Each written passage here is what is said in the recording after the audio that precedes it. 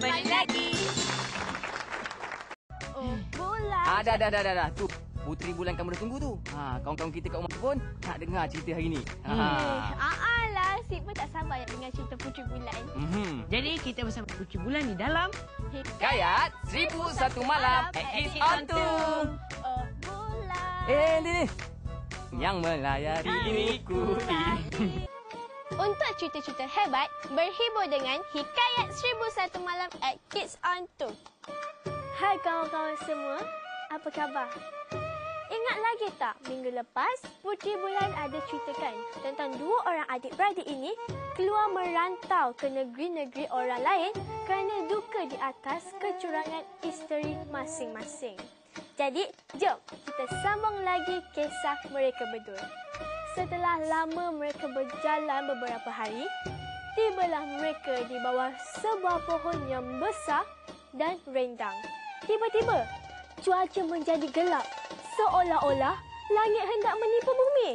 Selepas itu, mereka terpandang satu benda hitam yang besar dan tinggi seperti menara.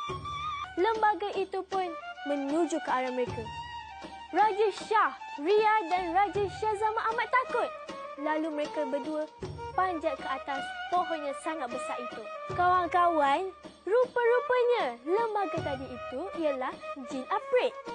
Jin itu menjunjung sebuah peti besi besar bersamanya.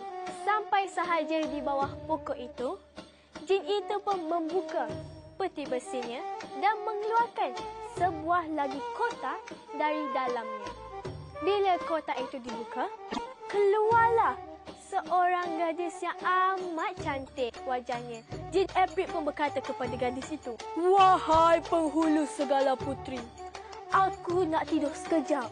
Jangan kejutkan aku." Dengan tidak sengaja, gadis itu terdongak ke atas dan ternampak Raja Syahriah dan Raja Shahzaman berada di atas pokok itu. Puteri itu pun kemudian menyuruh mereka berdua turun dan jangan takut kepada jin Afrit yang sedang tidur itu. Kedua beradik itu berkata serentak, "Atas nama Allah, tolonglah maafkan kami dari perkara yang amat berbahaya ini.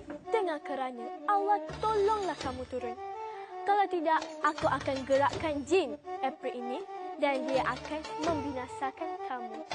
Kerana takut, mereka pun turun. Lalu, puteri itu pun mengeluarkan satu pundi-pundi dan lalu bertanya, "Adakah kamu tahu apa ini?" Kami tak tahu," kata mereka. "Sekalian orang yang mempunyai cincin ini, semuanya telah aku goda tanpa pengetahuan jin Afrit ini. Jin Afrit ini telah menyambar aku pada malam persandinganku. Ia meletakkan aku ke dalam kotak yang berkunci.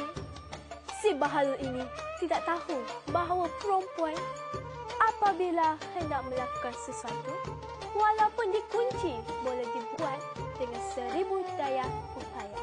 Setelah mereka mendengar cerita puteri itu, kedua-dua adik-beradik itu berkata di dalam hati, "Kalau perkara sebesar itu boleh berlaku pada jin Afrit, ini kan pula kita manusia biasa."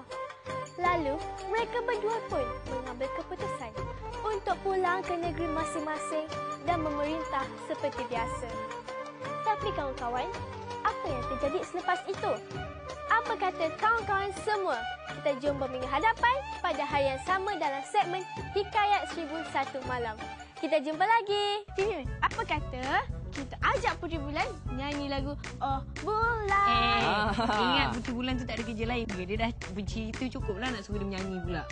Dah lah kamu berdua ni, kita nak mula dah ni. Mula apa? 3, 2, 1 mulalah. 3, 2,